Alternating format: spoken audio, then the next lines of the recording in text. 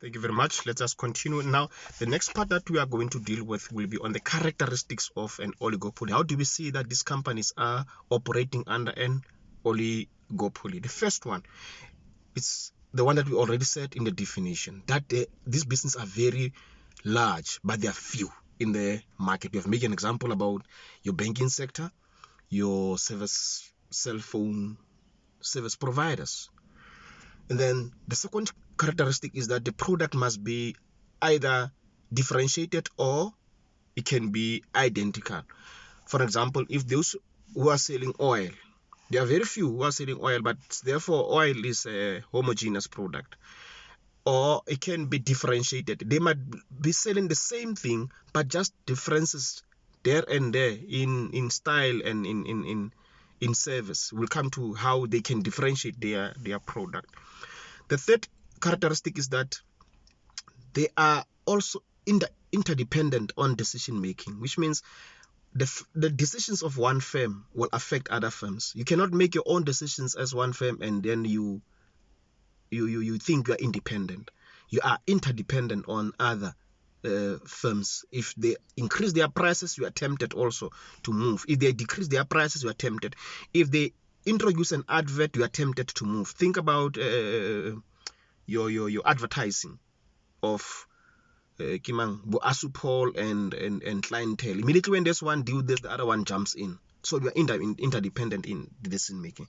They have a considerable. That's the fourth characteristic. Now, there is a considerable control over the price. They don't have total control over the price, but they have at least, they are price makers at least on that category. There is also an element of freedom of entry and freedom of exit. So there are barriers that they can put in there. For example, when Telkom wanted to enter the market, all of a sudden Cell C and MTN and Vodacom decrease their prices. That's a way of discouraging this entry of this other one. So there is a freedom of entry, but it can be very difficult.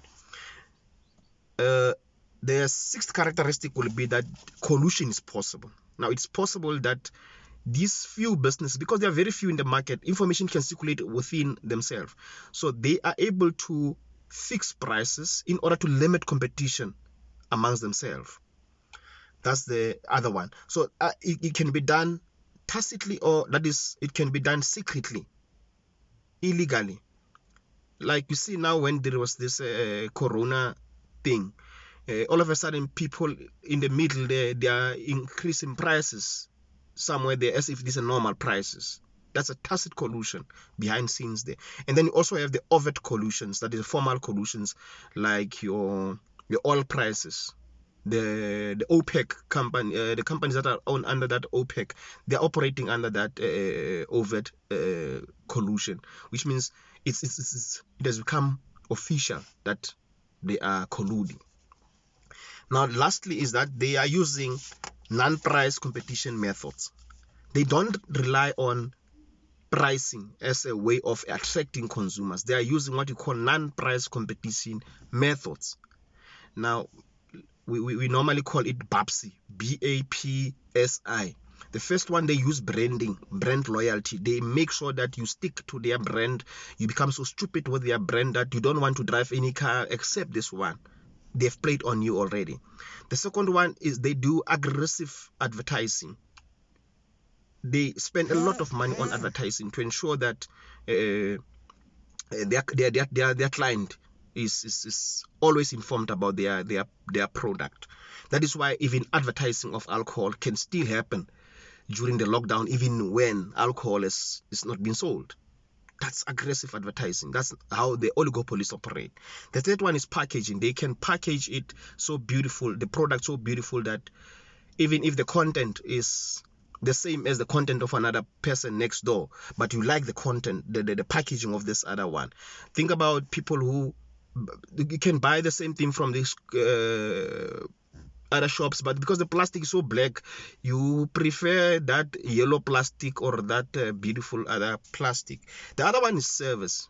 You know, when you get a service that is good from that oligopoly, even if the prices are high, you don't care because you enjoy the service. If the insurance cost is so expensive, we don't care, because you get a good service from it. The 24-hour service, the door-to-door deliveries, and all those things, they can be used as one way of making sure that you stick with them.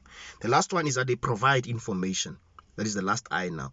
They provide a lot of information. They can tell you about the side effects of using their product, and then all those things.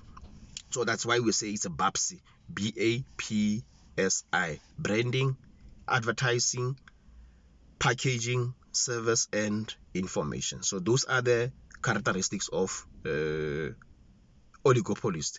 That has also included a part on non-price competition method. It has also included the part on collusion. Thank you very much.